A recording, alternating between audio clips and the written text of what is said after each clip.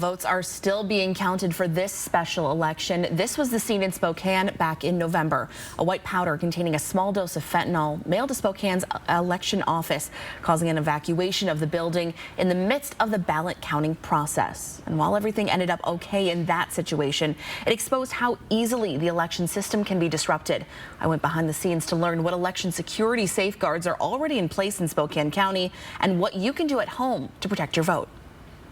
Elections are a pillar of American democracy. The process protected by layers of security and controls.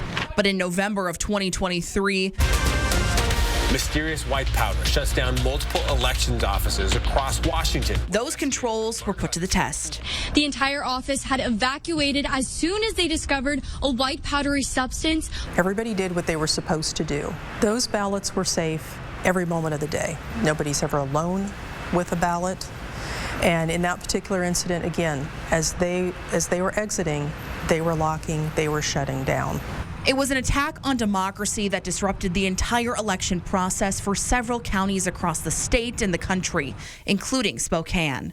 The attack on election offices gets the headlines, but the election security most people think about relates to our own specific ballots, especially heading into a big election. We run a lot like what a bank vault would be.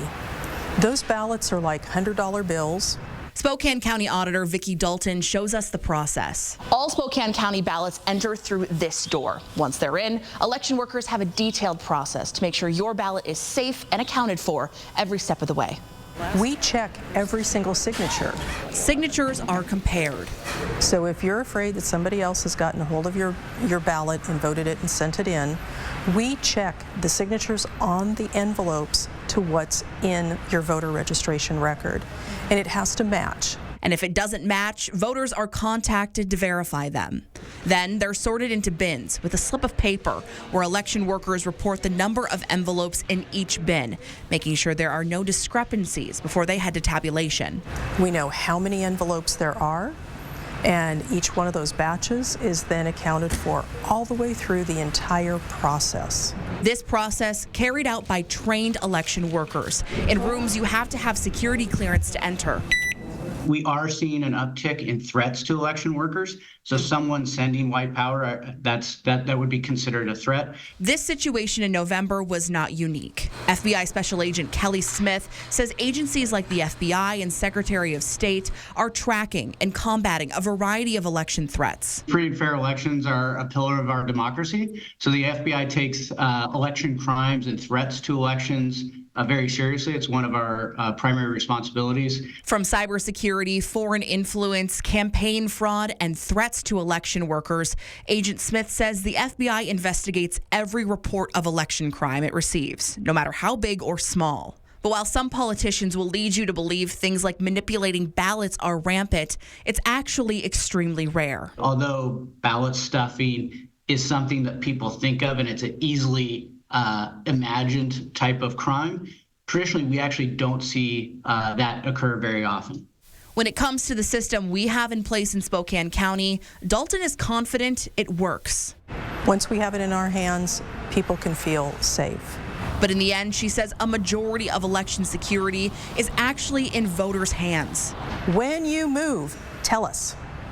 That's our biggest problem. People move and they don't tell elections. They think because they've told just one government agency that that's going to tell all government agencies. It doesn't. It's up to you. That's the number one thing that voters can do to make the security of elections better. And it's in their hands, not in ours. Now, Vicki says you can also check the status of your ballot on their website. It'll show you when it's been received, whether or not it's been accepted, and if your signature has been challenged, and when it goes to tabulation. You can find a link to where to track your ballot on our website, KXLY.com.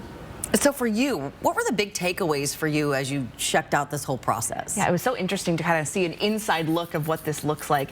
Just the security that they do have in place. I mean, there are certain rooms like the tabulation room that are locked up, and there's pieces of paper that track every single person that goes in there. So the operation is very locked down there when it comes to your individual ballots.